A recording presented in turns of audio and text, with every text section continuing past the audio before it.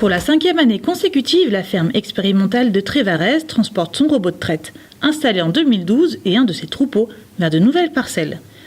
Ainsi, 60 vaches ont quitté le site d'exploitation pour l'été afin de maximiser le pâturage. Disposant d'un parcellaire morcelé avec 3 zones de parcelles éloignées de 3 à 6 km, l'option retenue a été celle du robot mobile, une solution qui permet au troupeau d'accéder à 22 hectares supplémentaires, soit 40 arts par vache sur la période estivale. Nous avons choisi de mettre en place le robot de traite dans un système maxi-pâturage, dans l'idée de travailler sur cette thématique, puisqu'on a vu en fait que généralement, lors de l'arrivée d'un robot de traite dans une exploitation, la part de pâturage diminuait, voire les vaches ne sortaient plus du tout. Donc il nous a semblé important de travailler sur ce sujet. Dès 7h le matin, l'opération débute pour retirer les connexions du robot et sortir les 2 remorques du bâtiment vers le nouveau site estival où elles sont repositionnées sur la plateforme et reconnectées ensemble pour que le robot puisse redémarrer. Un robot qui est seulement arrêté entre 2 et 3 heures pour effectuer la manipulation. Un silo pour l'alimentation et une aire d'attente sur Caillebotis avec une fosse pour collecter les effluents, les déjections et les eaux usées du robot ont été aménagés pour le suivi et le confort des animaux.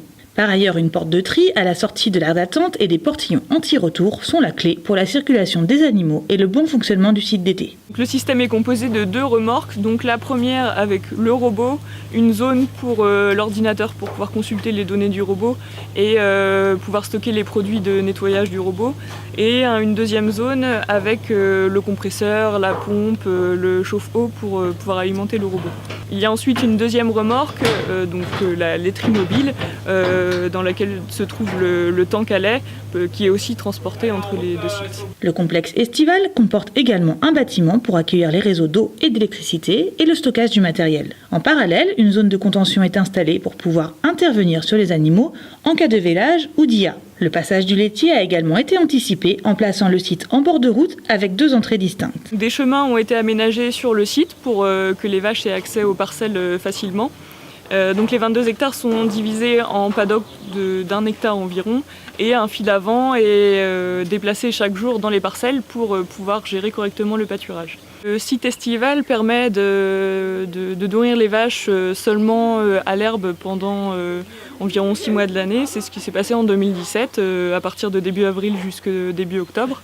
Et donc si on cumule le pâturage sur le site hivernal, donc généralement un pâturage de jour avant et après le déplacement du robot, on est autour de 250 jours de pâturage, ce qui permet de valoriser autour de 3,3 tonnes d'herbe pâturée par vache, ce qui est conséquent. Sur le site estival, lorsque les vaches sont en 100% pâturage, elles reçoivent seulement 0,8 kg de concentré chaque jour. Donc la motivation des vaches est liée à l'herbe fraîche disponible dans les parcelles. Le temps est venu de la montée du robot sur le site d'été.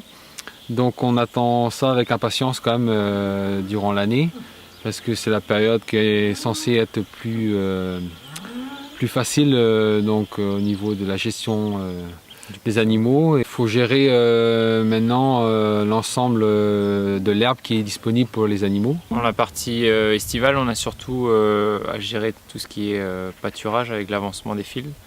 Donc, les vaches, quand elles sont en période estivale ici, elles sont sur 2 parcelles, une parcelle de jour, une parcelle de nuit.